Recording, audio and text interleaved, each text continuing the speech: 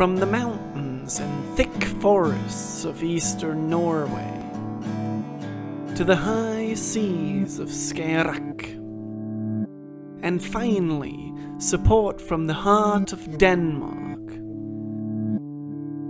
Vad sker män? Was geht ab in der Welt? Vem? Who?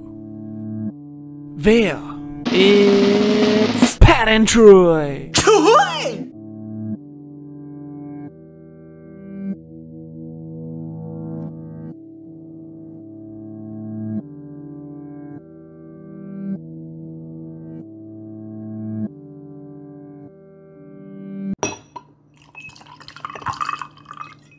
And we're live. Welcome back to the first ever video recording episode of The Corner. And with me, as always, we have my co-host and learned pal, Troy. And then we have myself, Patrick, here.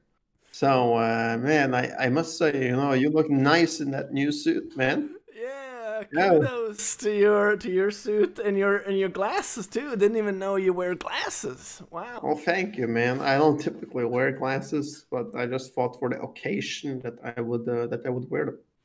And also on that very same note, I have to say, I don't typically wear suits, and even though it may seem like we're both some rich motherfuckers right now.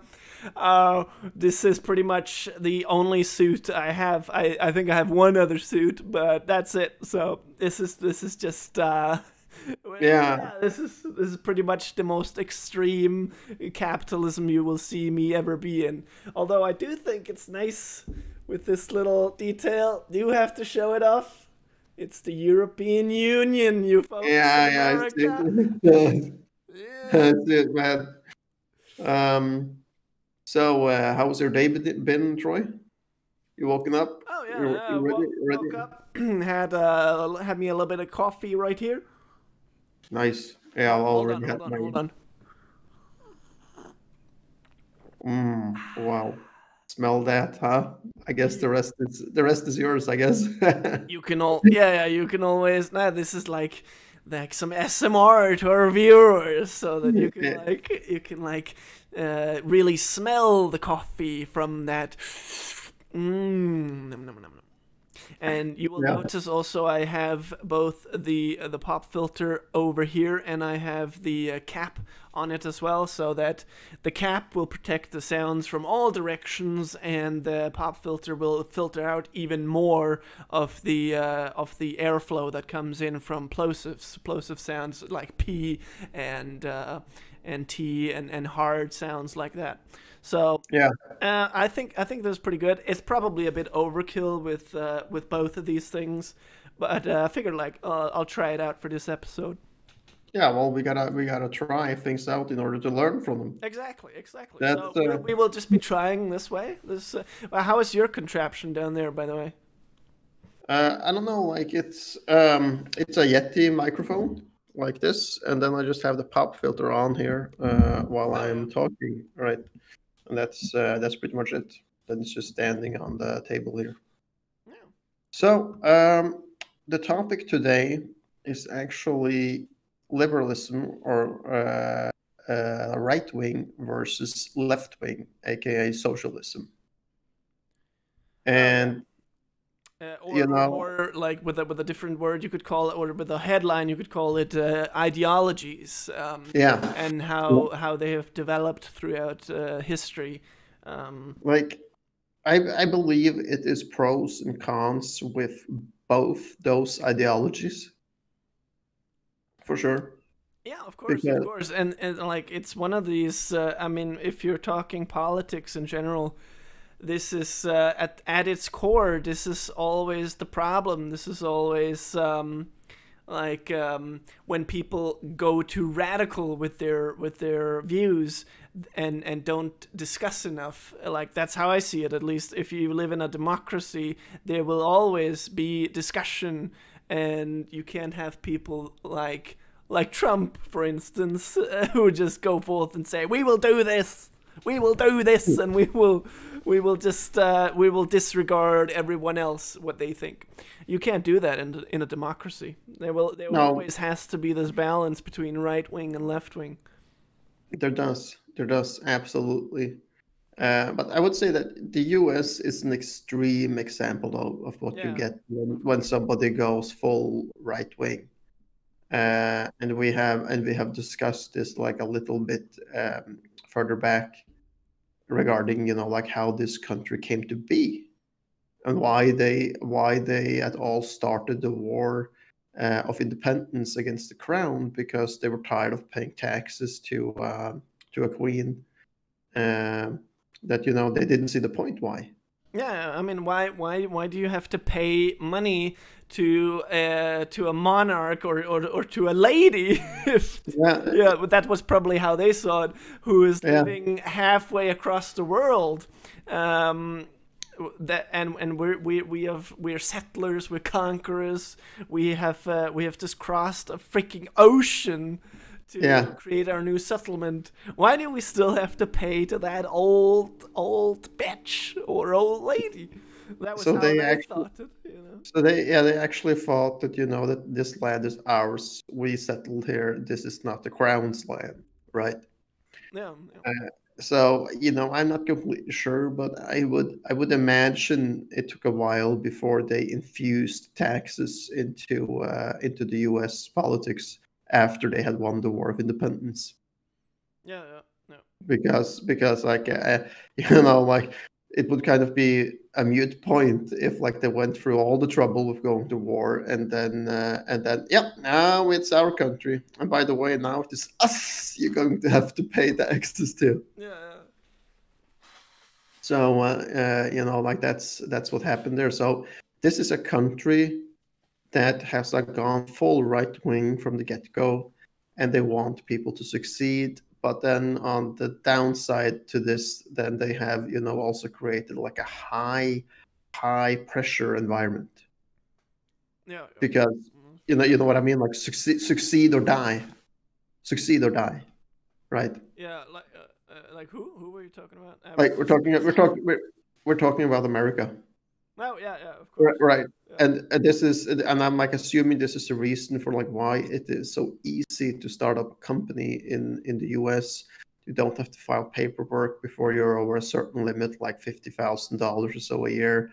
And like they're making it easy for you to start up, unlike in our countries. So I'm guessing this is the reason why you see more successful startups in the US than anywhere else in the world, because you're able to try and try and try and fail and try and try and try again. Yeah, yeah. So in the US you can say it's probably like it's easier to start up a business. But it's yeah, it is a business country. That's what it is. Like Yeah, absolutely. The US supports businesses, while Yeah. the individuals though are a little more left behind in a way, or a little more not left behind, but maybe disregarded because of the businesses that are in focus. Yeah, we have also like seen examples in the news and other shows regarding that. For instance, Steve Jobs would never have been able to do the same in Europe as he did in the US, No, no, because he was running such extreme when he was running Apple, with that you give me results tomorrow or you're out. yeah, You can't put these unreasonable like demands of people in work life in Europe. I don't By the believe way, so. can you hear the power drill that's going on here right now? Yeah, I can hear that. Troy got a little bit of construction going on in his building. Yeah. Yeah, it's but it's actually pretty good because like I'm moving out tomorrow, so it's they couldn't have picked a better time to do this. But it should be fine. They're just trigger happy on that power drill. They're sitting there like, Yeah, yeah, yeah, yeah. there we go. That's construction workers for you, man. Yeah, yeah. and they're always working. It's strange. Yeah, Like they always have to do got, something. gotta get that OT pay in, man. Yeah, and Yeah. they're so well paid here in Denmark as well. Like compared to the U.S., a craftsman in the U.S. I think earns 7 or 8. Nah, I don't know, $7 or $8 an hour. No, no more. I don't know. Like $7 or $8 would be like minimum wage in some of the southern states. Yeah, but I'm But thinking I'm thinking of some of these Latin American workers. oh yeah, Like you're talking about the black market workers or black. yeah, Yeah, yeah. Sorry for using the word black there, folks. No racism intended.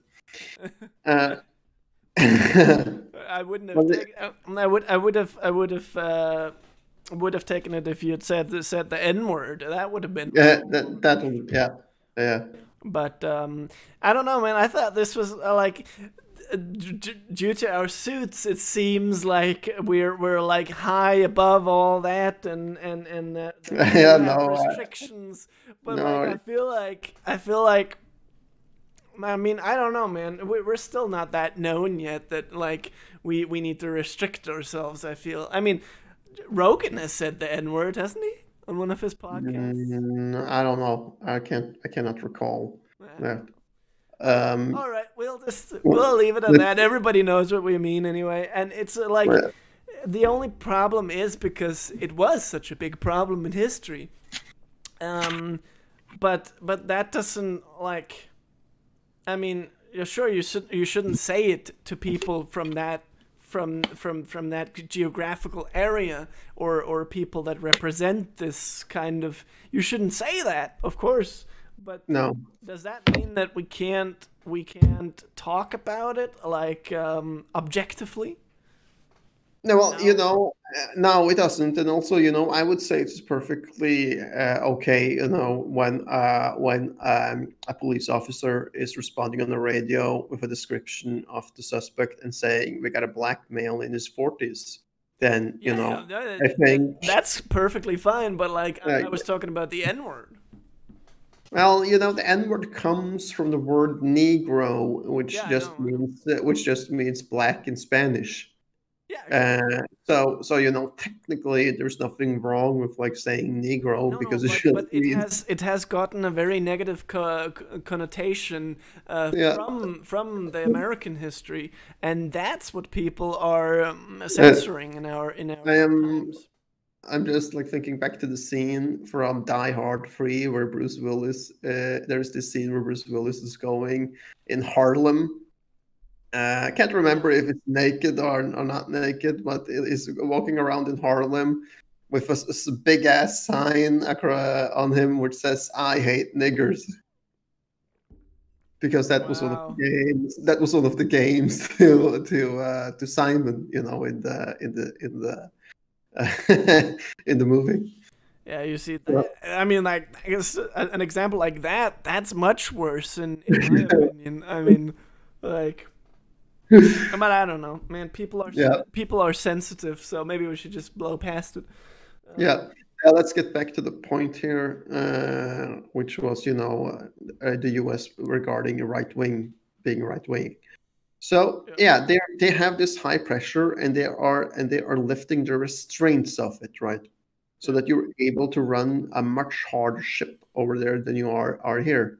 Um, and this is the reason why I believe that people like Bezos and Jobs was able to succeed to the levels they succeeded in America, Yeah. because and it is also the fact that that they pay very little taxes compared to Europe, right? And that's another Yeah. incentive, like ask an American, why should I open a company that earns $1 million a year when I have to pay half in taxes, Yeah. Yeah. or more than half in some cases? So like But that's it's like a whole different different set of like a whole different mentality in these countries, because Americans, as we talked about, have been born in this. We are responsible for our own lives. We were the ones who settled over here. We are not dependent on anyone. Whereas here we're still more like the British during the 18th century, who were under the Queen and who were coming more like, of course there was there was a lot of responsibility on them still back then as agriculture people who had to like work for the food, but more and more during the 19th century and during the 20th century as well, we have become more and more dependent on the government over here than they are probably in the US. But of course, the interesting thing is you see it with a lot of governmental institutions in the U.S. During the 20th century, that they have also kind of created a dependency on the government over there. Like, no country in the world has as many governmental institutions as the U.S. Like, we're talking Homeland Security, we're talking CIA, we're talking NTSB, the National Transportation Safety Board. We're talking all these kinds of various institutions that have been created to ensure the safety of the American public. Regarding that, I'll link that in the description if I can find it later. But a year or two ago, I read this article about that they don't actually have control over how many agencies they have. Wow! Because there is something insane with like 3,000 agencies across the U.S. Right? Yeah. And then like imagine all the money going to like each agency, and they don't have control over anything. Because like I can like imagine in some there might be like 5 guys working, right? And then you have the FBI or CIA, where you probably have like tens of thousands of people working for it, right? Right. Yeah, I'm just mocking the drill right now. Yeah. Yeah. You may have to repeat yourself a little bit. That doesn't matter. So it is like a different wide, like how many people they have in each agencies, and they don't have control over how much money is going into them. Like for instance, when the DEA first started up, the Drug Enforcement Agency, there were just a few guys. There were just like 10 guys or something, right? When they started up, they had no clue what this was going to be or become. Yeah, and the FBI was just a Pinkerton agency. That was just a bunch of like a bunch of people who created a company who were good at like spying on people, I guess. And then like they just created this organization that helped the government to just track down illegal people. I mean, like, let's not sugarcoat it. The Pinkertons were a mercenary gang. That's what they were.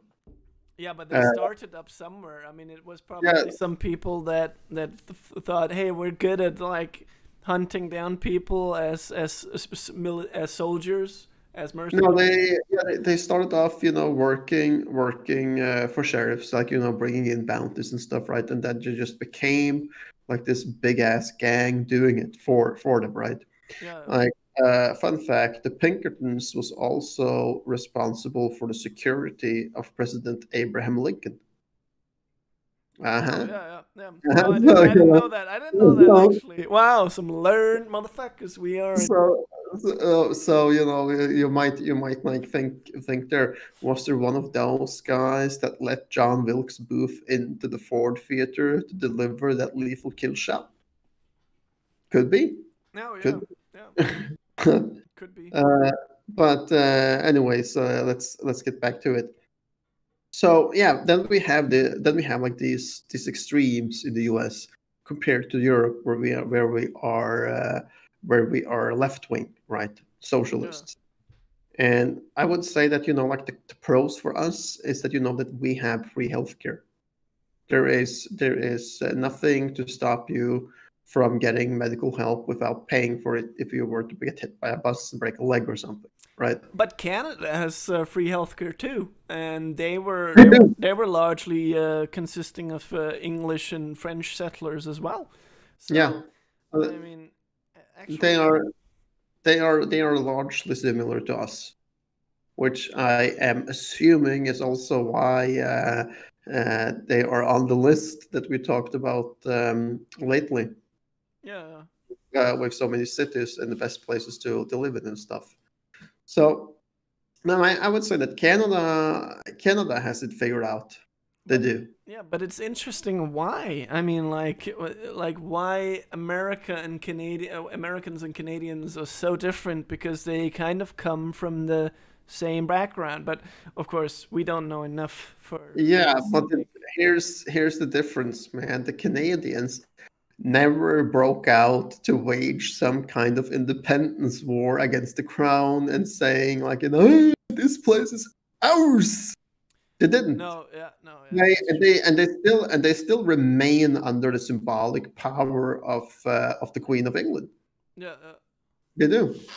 yeah, So so what's happened is that that they didn't do anything, and what happened is just about what happened to so many other places and islands and nations across the globe that was also under the Queen, which eventually were just given independency and are just symbolically under the Queen, yeah, yeah. right?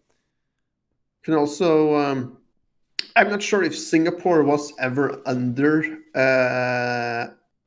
ever under the Queen, because it was founded by a British soldier or a captain named Sir Raleigh or something, right? No, Raffles, Sir Raffles or Mm, something. Yeah, and he was under strict orders to just keep sailing his path and do nothing, even though he saw this place. And then he was again under orders. Don't go there. Don't start some shit. Just keep moving. Right. That was his yeah, orders. But he decides to say, what, screw that. We're going to toss the freaking anchor and let's go to land here, because this place is freaking perfect to build a city. yeah, uh, and just kind of like just goes his own way and starts building, thinking that he started off like building Singapore as a trading outpost, right? yeah, Because of its strategic position in Southeast Asia, and easy to get to, resupplying before heading into China, Hong Kong, India, and so on, right? yeah. Um, so and eventually this was like built into a city. So I'm not sure if it was ever under the Queen. Let's yeah, we'll figure that out later. Yeah. But still, it's so many other places in the world that was under the Queen, and they were just abolished and given independence to the residents, and that's what happened in Canada. So Yeah, here's yeah. so here's a question and like a mind thinker for you. If um, if they had done nothing, if the settlers had done nothing in America and just went their own and went with it and said, yeah, we'll continue paying taxes to the crown and we'll be happy and we'll be settling here in these original 13 states, what would America have looked like today?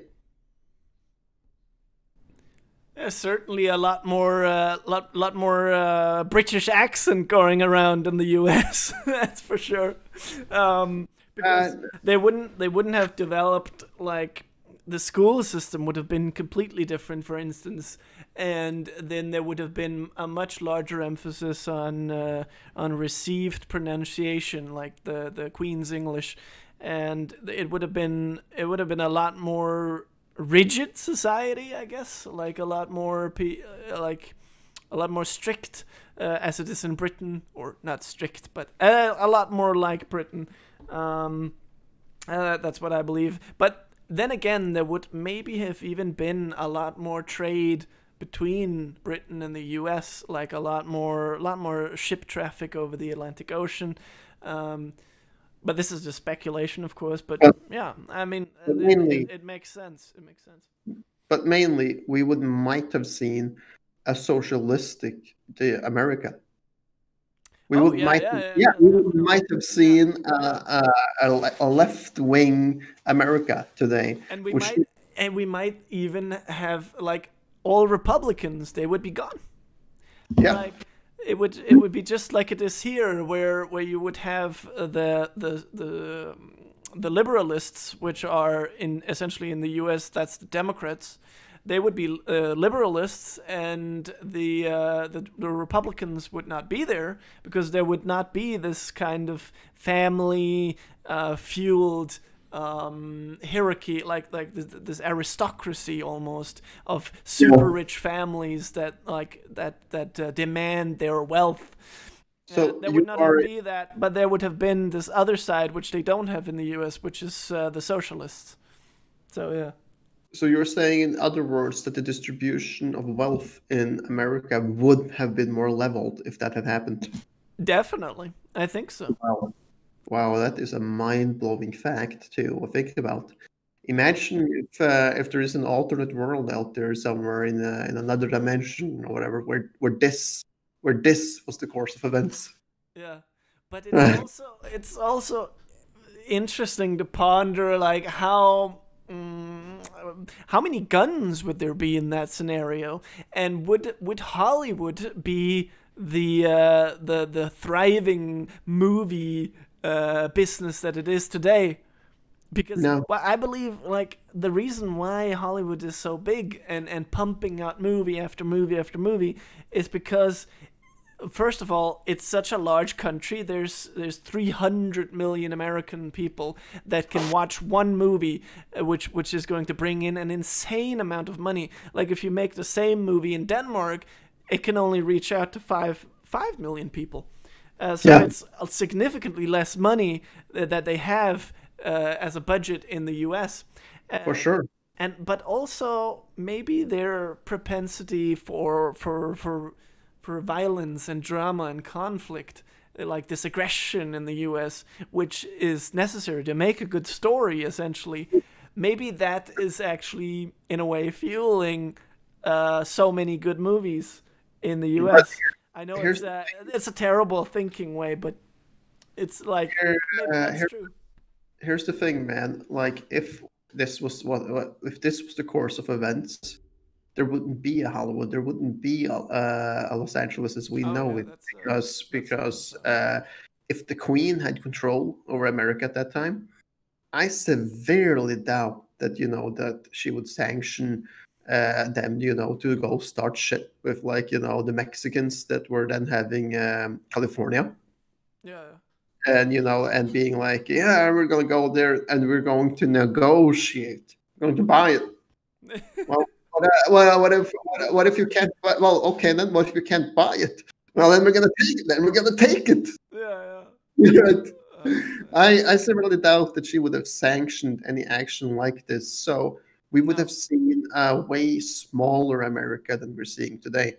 Yeah. We would have seen, like, maybe a few more than the 13 original states, because, of course, I believe that they would have been able to buy up some territory. No bloodshed, no threats or anything like that. But it would still not be anywhere near what it is today. And the Midwest would probably still be French. Louisiana might be American, because Napoleon needed money for his war chest, so he was going to sell that anyway. Yeah, and who knows? Maybe we would even have seen, like, bigger areas, like maybe even the entire West would have been still Native Americans or Indians. And they would, like, I don't know, man. It's hard to say if they would have united in one country as well, and then if that had happened, if they had all united their tribes during these 200 years that it took to unite the actual United States, then I believe we would have seen a whole different kind of war in the U.S. like almost a little like the Cold War, but more not just a Cold War, but we would have seen an actual war between the West, United States of America, which is the Native Americans, and the new colonies in the East.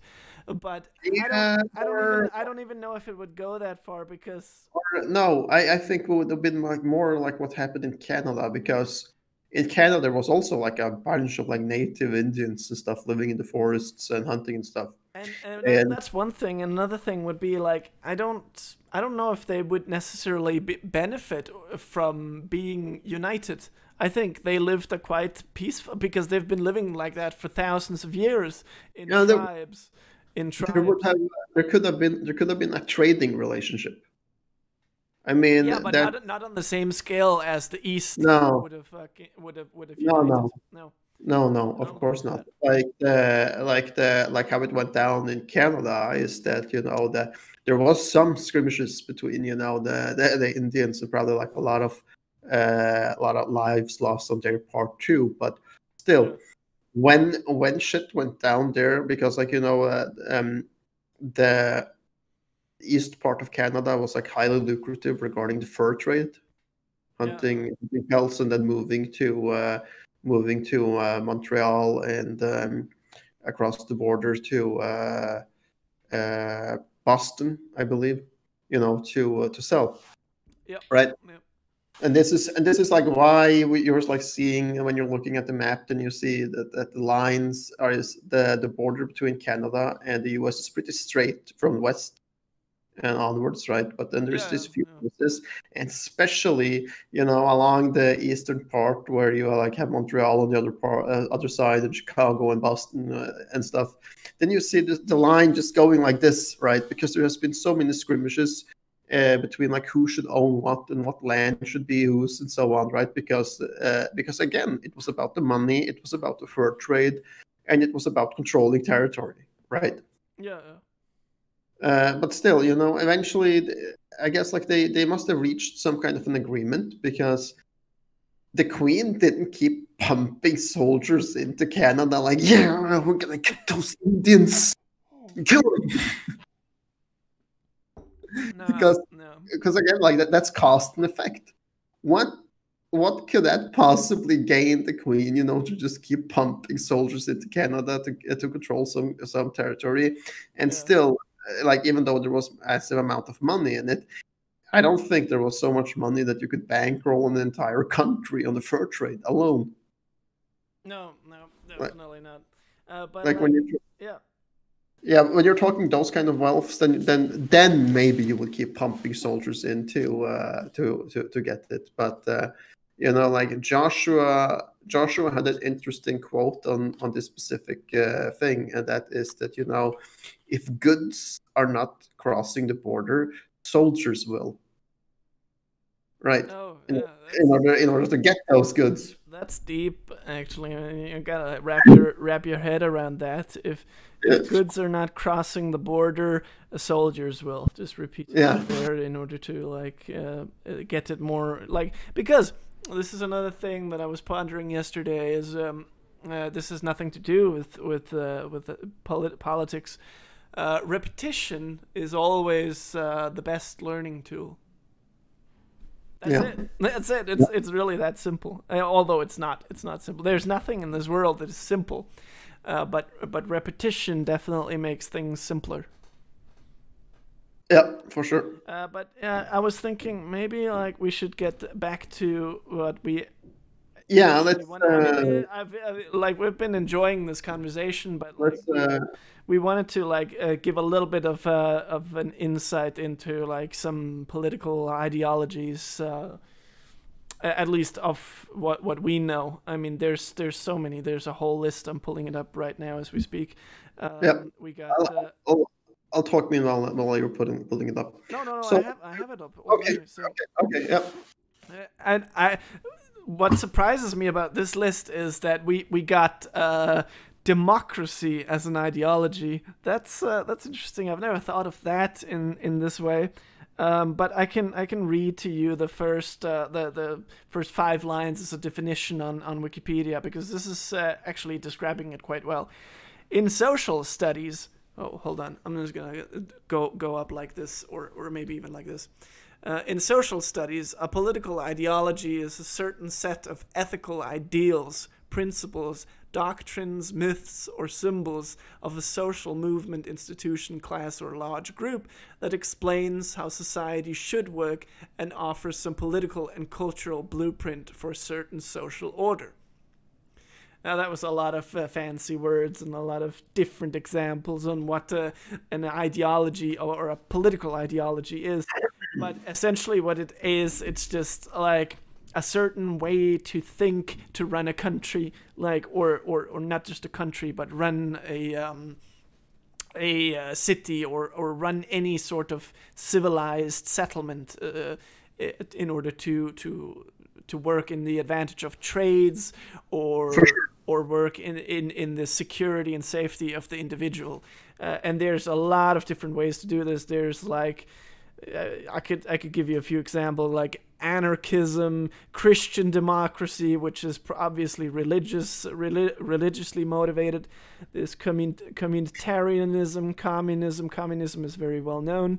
Conservatism, corporatism, democracy, as we talked about, environmentalism, which is like obviously not really geographically motivated, but that's like more of like in order to save the environment, that's more like a universal factor that doesn't really take into account each nation, but takes into account the whole world.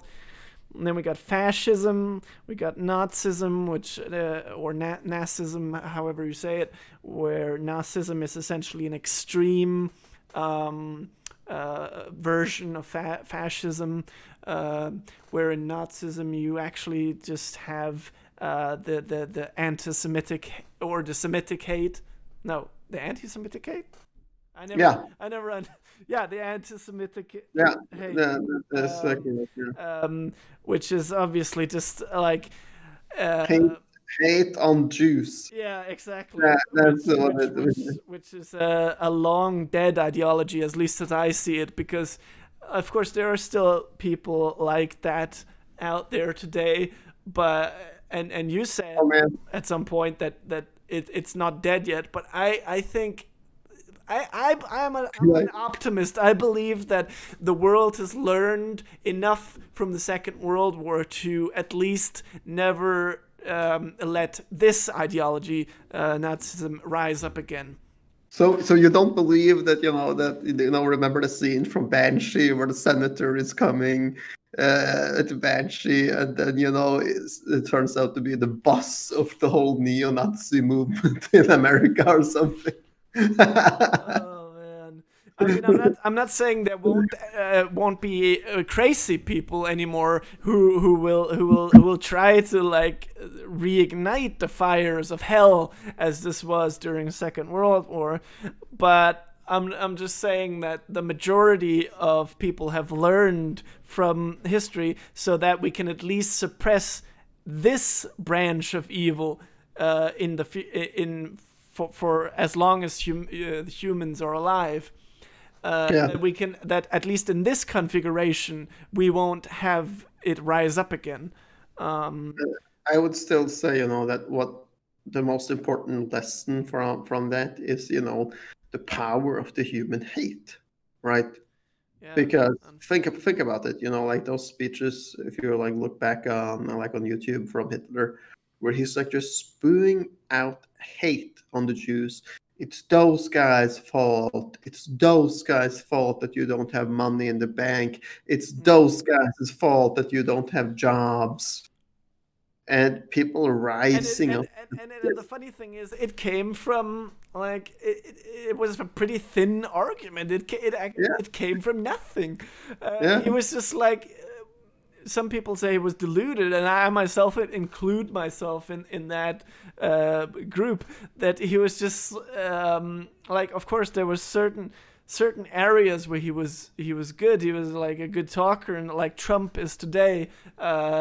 Trump is a good businessman as well, but they had delusions of grandeur, and from that delusions of grandeur came also a certain type of mental insanity that you just pull out. Oh, we need a scapegoat. Oh, that's the Jews. Oh, that's those people over there. Yeah, like I never understood like quite like where this hate of his came from, because he had from his deluded mind. That's it. yeah, because it was so supreme, this like it was like how much it must have weight on the weight in his head because of this. Jesus fucking Christ. And yeah, pretty thin arguments and still being able to amp people up to this. I'm guessing it was also a big help that he was able to imprison or kill his political rivals. Because this is something that he probably planned in prison while he was writing Mein Kampf, where he's like talking about that many people that double crossed me and screw them, and I'm gonna take them. I've never actually read Mein Kampf because I don't really want to. It's like it's in the beginning of it. Like that is that, and it goes on, and then again like this anti-Semitism hate or whatever, that like the hate he had on the Jews, on and on and on, right? And again like ramblings from a deluded man. Yeah, exactly. Right. So you gotta like think what the shit. And when I'm thinking about that he's like writing about people that betrayed him and double-crossed him and people that he thought was his friends, gives me an instant flashback to Donald Trump's interview with Charlie Rose in the early 90s, where he's also talking about the people that double-crossed him and how he's going to take them and, get my revenge. I mean, no doubt there are similarities. There are certain similarities between Trump and Hitler, but actually, I didn't want to didn't want this to turn into like a debate on Nazism and fascism and this stuff. But it is just important when you talk about ideologies. It is important to mention because when we talk about ideologies, the 40s during the war was a boiling pot, and also after actually was a boiling pot for ideologies of any shape. Actually, it's in this period of time I think where the most political ideologies were coming up. Like you have after you have during the war, you have fascism and Nazism against the liberalism of the United States and England, and then of course after the war, when Germany was defeated and all its allies, Japan and Italy were defeated as well. Italy was of course fascistic, and I'm not sure what Japanese was actually, what the Japanese were. They were, I don't know, like probably also fascistic or something. But now they fall, and now we only have this one ideology, which is liberalism. And now we kind of don't have an enemy anymore, but then we do have an enemy because there's also the socialists over in the East, these Russians, and the communism. Actually, not just socialism, we have the communism over there, which is a more extreme way of socialism, where everything is run by the government. They view themselves as democratic. Yeah.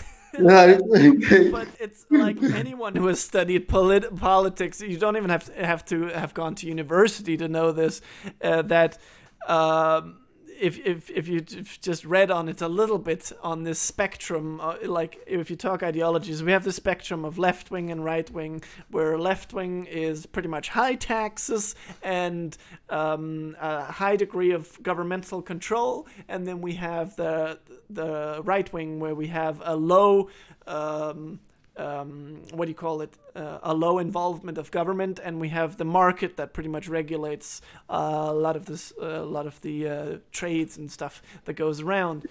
And we have these two wings, and then we have these radical ideologies, which is fascism, which goes way outright. I mean, even more outright than liberalism and conservatism and all that. And then we have communism, which goes much more outright. But we know that today. Of course, maybe it was not that clear back then because there was not that many studies done on it. But yeah, I don't know, man. Like communism seemed to work out on Cuba. There was like a lot of speculation, like if that would just all fall apart after Fidel passed. But this is again like you have. This is the same with Denmark. I mean, a lot of people like in Denmark, socialism works in this way that we have it.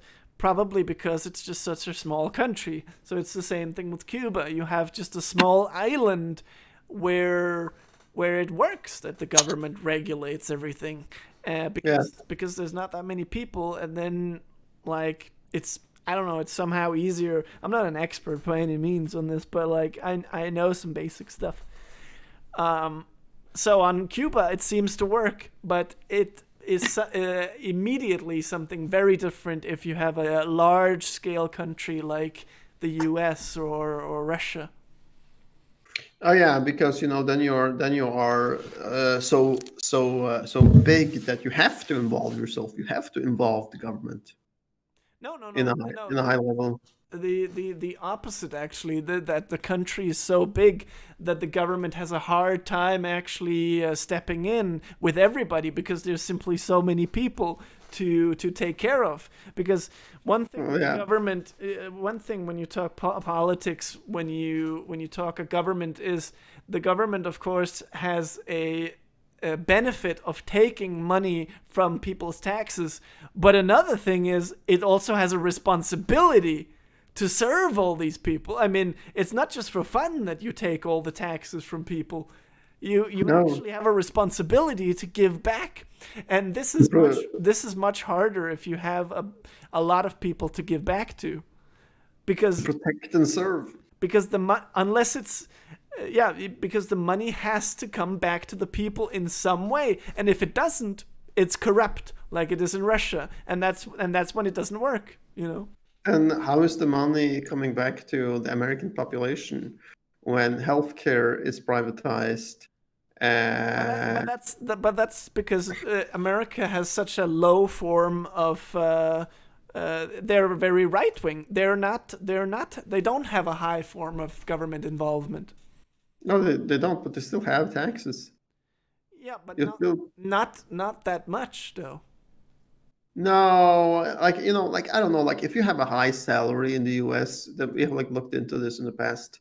But if you have a high salary in the US, you pay. Sorry. Yeah, I'm getting too excited about this. So you have a high salary, you have a high enough salary in the US, and you pay tax. Somewhere along the lines of like 25-30% is my estimated guess. Yeah. No, but the money comes back to the people in the form of infrastructure and all these government institutions like FBI, police, and all that stuff. I was going to ask you what infrastructure. And what infrastructure and what police and stuff, because let me finish. We're talking about a country that has 13 or 14 trillion dollars in debt. Yeah, well. So I'm wondering, if it is so great, and they get enough in taxes and stuff to build a functioning. But they don't. That's why America is so much in debt, because they don't get enough in taxes, and like they don't actually do tax that much. Like the average individual, like low income earners, they don't tax anything at all. And I've double checked this. So it's really only if you make like more than, I think, $500,000 a year that you tax like 35%. And that money goes to the police, the federal police, FBI, and that goes to local police, it goes to fire stations. Pretty sure. That should be a shit ton of money if you look at the distribution of wealth in America, and then you see like the 1% or top 10% or something that holds nearly 90% of the money. Then those guys should be taxing a hell of a lot. Bezos should be taxing a hell of a lot. Gates should be taxing a hell of a lot of money to help run the country. Yeah, but they are. They are. Yeah, I'm pretty sure they're taxing like 35%, which is no, because Bezos. You can Google this while we're talking. Bezos has gotten an exempt to pay taxes to the U.S. because he has a so fucking big company. He's earning so much money with Amazon. He's providing so much jobs for the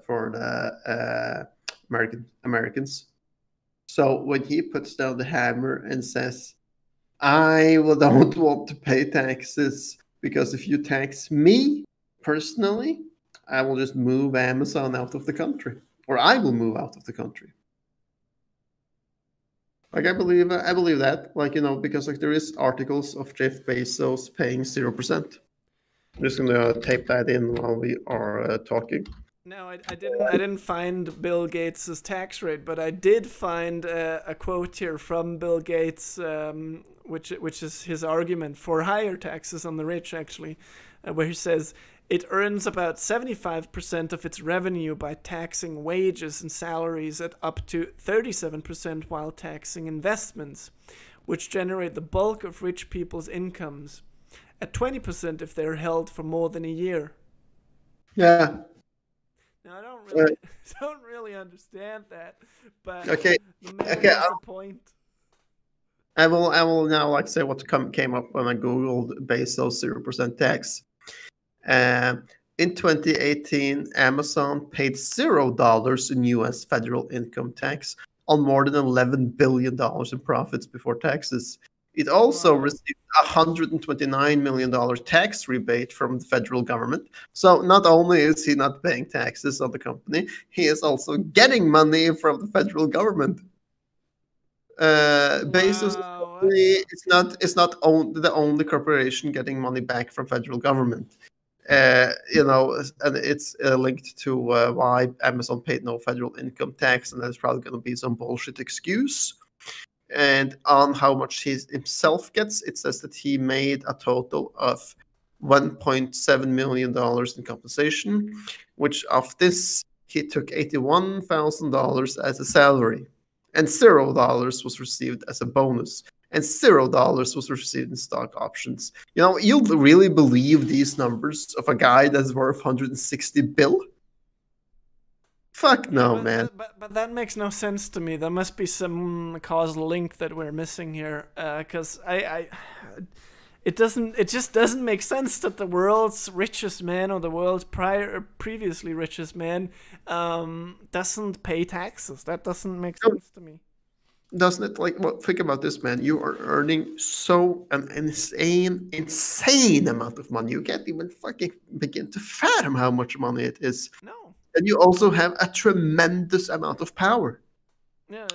Because you're able to say, probably no link or report of that ever being said. But imagine it. You have the power to say, well, fuck it. If you're not going to give me, tax rebates and give me 0% tax or whatever for my $1 billion company, I will move the company out of the country, and you will again have 500,000 Americans on unemployment. How are you going to handle that? Yeah, How are you going to handle that? Then it makes sense. Then it makes sense. Then it is just simply blackmail. Because if he moves it out, then there's no more income to America, and then the company that he has in America won't, because his company pays taxes to the government. So if he moves it out, then they lose all that revenue. And his company isn't paying taxes. That's the point. Yes, it is. No, It is. no. Here's a link to CNBC, man. You can pull it up while you're talking, and you can also find the same for 2019. That and in 2018, Amazon paid $0 in U.S. federal income tax, and that's off $11 billion in profits. No. But they still. What the fuck? And their excuse, like I said, Yeah. But no. But wait. That's income tax, though. That's income tax. I'm talking about the tax on their products. Like there is a sales tax, a VAT tax that they have to pay. no, You can't make me believe that they don't pay VAT tax. well, I've been to the U.S., man. The VAT tax is dependent from state to state. Yeah, So but here's Amazon being as huge as they are, they they if should be Amazon taxing something. if Amazon's HQ is laying in a state that does not have an effective VAT tax, then they pay 0%. That's and and they can so no, man. I think it is highly likely that they're also able to avoid that shit. Yep, but anyway, like this is not gonna be into a hunt for like how much Amazon is taxing, because we could sit here and fucking Google that all fucking day.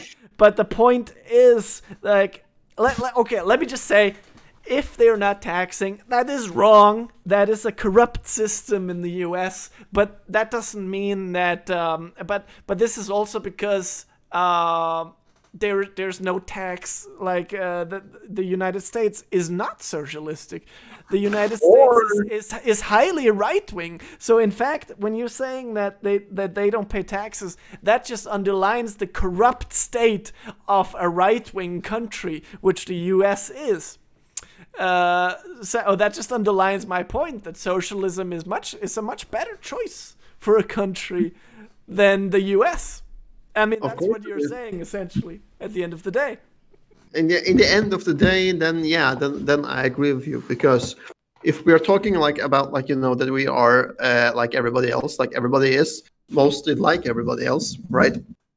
Yeah. And having like average jobs, earning average pay and stuff like that, right?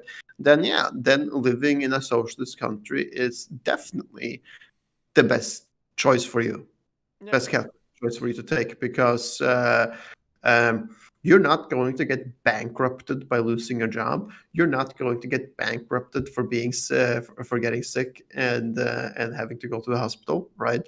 Yeah. Whereas, to comparison, if this shit happens in America, you be fucked, man. Holy shit! Exactly. And this is also what I mentioned to you yesterday, that so many Americans have their HMO or healthcare insurance tied in with their job, also for their entire family. Yeah. So if the job goes and they get fired, whoops, there goes the entire health insurance for your family, man. That you don't have the money to pay now, definitely now that you're on unemployment money or unemployment checks. So like, and then imagine, somebody being unlucky and something happens just to one person in this family, leg broken, sickness, accident, whatever, then they're fucking homeless. Then they're fucking homeless on the street within the day. And then we also have... And that underlines also the extreme circumstances that exist still in the U.S. The very radical ideology, in a way. Like, in a way, the U.S. is actually kind of a very extreme... Now, I don't know, but it seems to me that a lot of the political ideology in the U.S. is very extreme compared to here. But this is just my opinion. This is nothing that you have to take for real scientific knowledge. This is very subjective. Man, think about it, man. I just Googled it. There are an estimated 553,742 people in the United States currently experiencing homelessness on a given night, on any given night.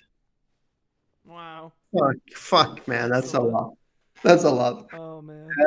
And I thought, I checked this, and I thought that Los Angeles have to be the biggest city with like most homeless persons in the world, in the U.S., right? Yeah. Because they have like 50,000 homeless people and a bunch of homeless people living on Skid Row in Yeah. yeah, like people living in tents and shit. Yeah. But it's not. It's freaking 70,000 homeless people in New York City. Wow, Like, that's just that's like, insane. Like imagine, and not only that, because you have that a lot of other places as well, like big cities where there's a lot of homeless people, but you also have in especially in Los Angeles, you have a bunch of rich people there too, because it's like it's LA, right? So you yeah, have like a bunch of also because it's Cali, so a lot of rich people move there and have their huge mansions right next to Skid Row houses where yeah, but there's it's living a like bunch of bums. So you it's have like this extreme contrast between the it's wealthy and you don't have that anywhere else in the world than the U.S. I don't it's think like you can. it's like Rogan says, man, that LA isn't America. LA is a third world country because you have that insane class divide with people living in No, like with people. but it's not just a third world country, because a third world country is like African countries where a lot of people are poor, and where there's only a few rich people. I would still say in the U.S. there's more than just a few rich people. Yeah, There's yeah, there is there's for sure. quite a lot of very rich people, but also For sure. quite a even more very poor people. So But yeah, and that's another thing that I wanted to mention. Like how easy you can go from 100 to 0 in America because yeah, you might have a 10 million. I wouldn't say easy, but I would say you can be lucky to go from 100 to 0, from 0 to 100.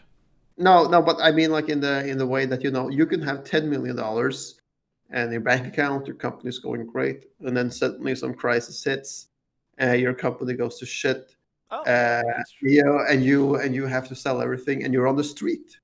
Yeah, You lose everything, yeah. and you end up on the street. Yeah, like that would never happen here in No, Denmark, because there's so many security nets here that yeah, like you don't yeah, go homeless in Scandinavia for sure unless you choose to, yeah, yeah, unless because you will always get a bed or a bed for the night under a roof. yeah. No matter how freaking poor you are, no matter how much money you owe to people, whatever. And isn't that at the end of the day, again, I'm very subjective right here, the preferred the preferred solution for a country, even if it means that the super rich can't get their gold sinks. Yeah, I am. I actually, like I never thought that I would agree with you on this, but I do. I do agree with you on that because you know if you're rich, you're lucky. Like, don't ever fucking mistake that you're lucky. Yeah, Uh, absolutely. You're damn right. lucky.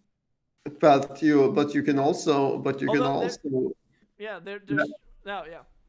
yeah, I was just going to say you're lucky, but there's a fine balance here because you can also be a selfish prick, right? Yeah, Being like, I'm going to keep all this money for myself, and I'm not going to share any of it. And I'm not saying, I'm not saying give out your $100 million, give away your $1 billion or whatever. No, I'm saying, using it for something good, like yeah, creating jobs, uh, uh, creating jobs, educating people, or whatever. Like doing something for society, because like being super rich also gives you a tremendous responsibility to help out society and help society evolve and help the country evolve, yeah, right? definitely. I mean, Right. I agree. I couldn't agree more uh, with that, because like when you are rich and when you have a lot of money, I mean, you can't do anything anyway then, or you shouldn't do anything anyway other than like eating the best food that you can come across. But even that Yeah. is not going to cost you that much. because you can only eat a certain amount of food every day. You can only take a certain amount of showers every day, and these basic human needs. Sure, you can buff them up, these basic human needs, to be of a certain standard and a certain quality, but how much do you actually need? You don't need gold sinks. You don't need a pool. No, this is another thing we talked about, man. You know, like how you in Saint-Tropez in France, how like all these mega yachts, you know, for hundreds of millions of dollars laying around in the harbor and shit, right? Yeah. They're never going anywhere. Where's the fucking owners? Well, they're probably on Manhattan working or bossing and being CEOs, right? Because they don't have the time. They don't have the time to be over there and chillax, right? No, so it's typically their kids that take the jets over to France and host some big ass party on a yacht, right? And that's when the phenomenon rich kids comes up. And what good does that do to the world? I mean, nothing. That's just more like hurts society, because a lot of people get annoyed by these people, and these kids, they just end up being spoiled. So it's a lose-lose situation, actually. Yeah. It reminds me of like something I experienced on Long Island in New York. Where I was on the sailboat, and there's this kid, like maybe 16, 17 years old, borrowed his dad's speedboat with some chicks and some friends, and like just driving, just going dangerous, right? Dangerously fast, sharp turns, and dangerously close to the shore and stuff, right? Eventually he manages to beach the fucking thing. He manages to drive the boat up on the beach and like stuck there and being like, oh fuck man, fuck, what am I gonna do? What am I gonna do, man? And then some arguing with his friends whose fault it is.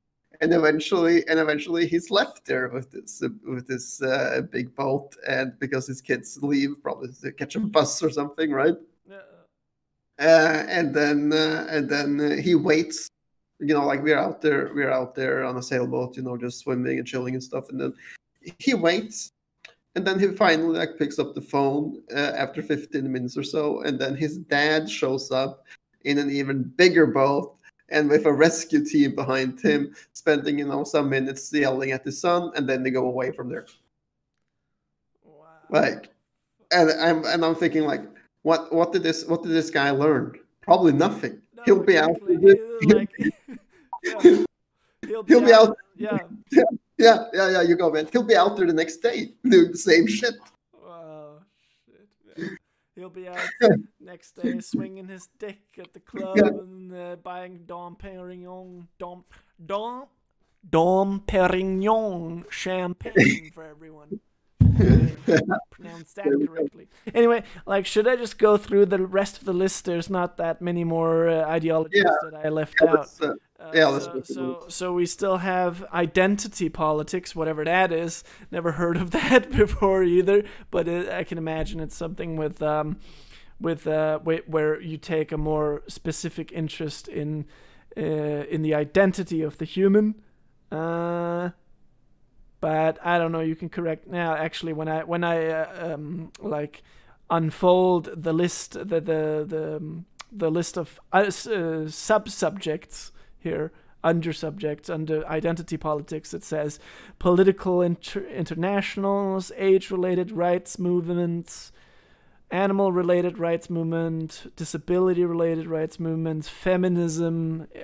We don't need to go. Well, no, I think we have covered the most important thing because left wing and right wing are the two currently most used political ideologies around the globe.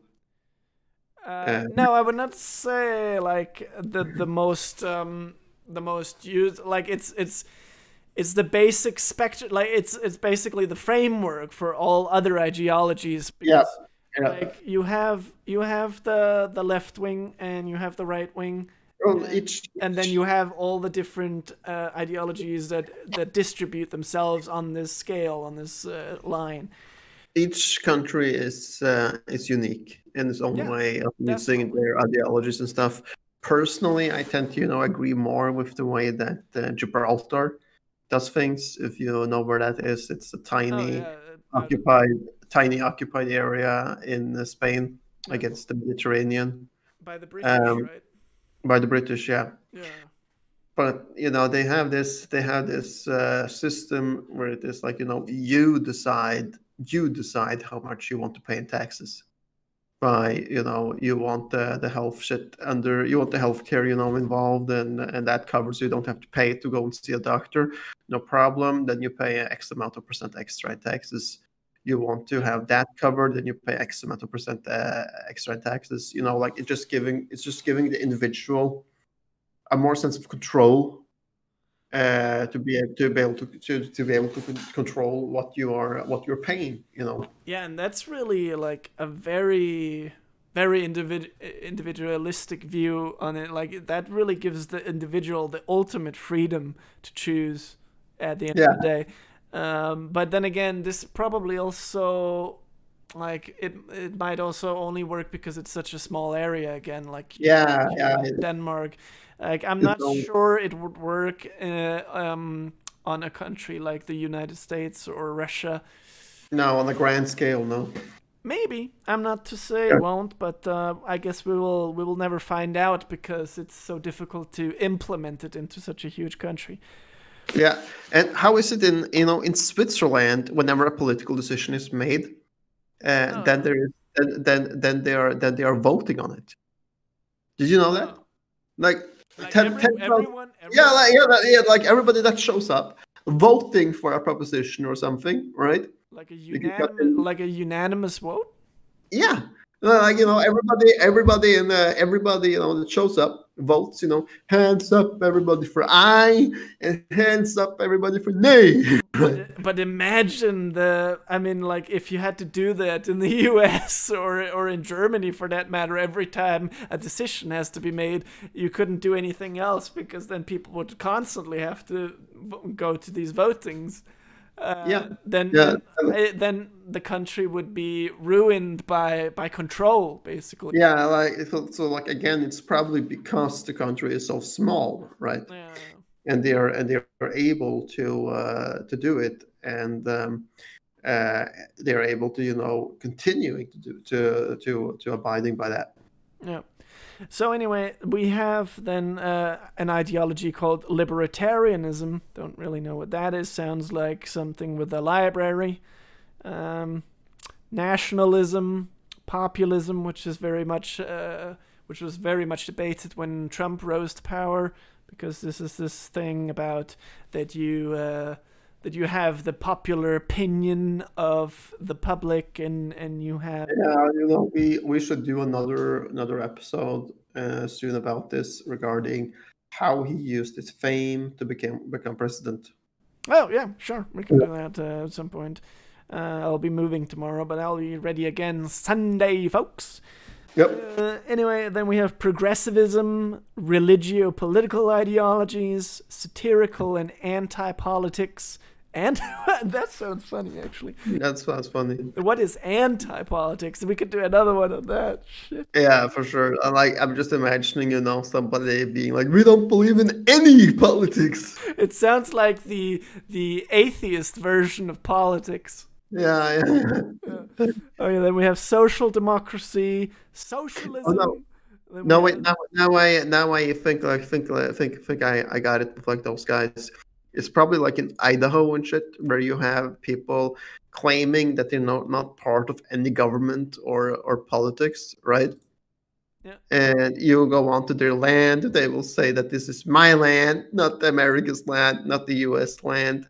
And if you show a badge, you're dead.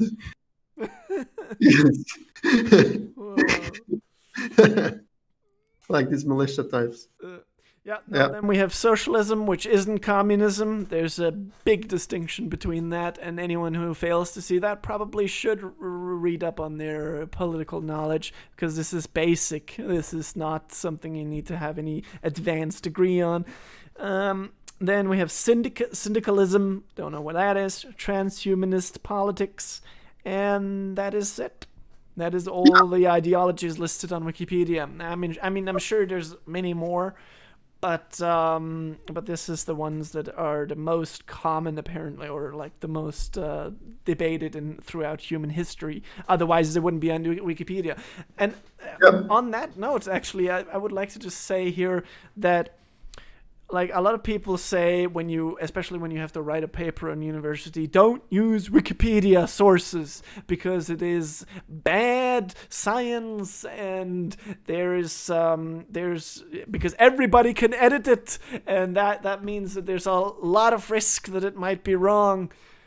But at the end of the day, that is actually not all true, because yes, it is true that everybody can edit it, but Wikipedia is also the subject of a very large-scale competition, basically, a very liberalistic competition, if you think about it, where people compete and fight over being the best scientific writers on there, so that you could make an edit on Wikipedia, sure, and it could be bullshit, but I guarantee you, especially if it's a newer article, if it's a regularly updated article, I can guarantee you that there will be some nerds out there who are much smarter than we, who will attack you, not within the day, but maybe within the week or the month, and who will attack you and say, that's wrong, and who will edit you immediately after, or not immediately, but will edit you after, so that there's always this very competitive way of editing each other on Wikipedia. And that actually is also, I believe, why Wikipedia is very truthful to this day. It is not bullshit. Of course, you can find things that are not factually correct, but there's also a lot of information that is very correct on Wikipedia. So that's why I keep using it, because it most often, 90% of the cases, it is factually correct. Yeah, I agree. So, and that's all created by, that's actually a testament to how the market forces can be good without governmental intervention, because Wikipedia is not, I don't believe Wikipedia is like funded by the government or anything, or there's not any governmental intervention there. That is all market, and when I say market forces and competition, I don't mean money. This is not money. Like on Wikipedia, we're just talking about selling science. We're talking about competing with knowledge, and that's a beautiful thing, I think. That's really beautiful. All right, I think we're going to wrap it up here. Yeah. I want to thank you, Troy, for taking the time to come on to the podcast today, and thank you for an interesting talk about the different political ideologies that we have talked about today. And we'll see you all next time on The Corner.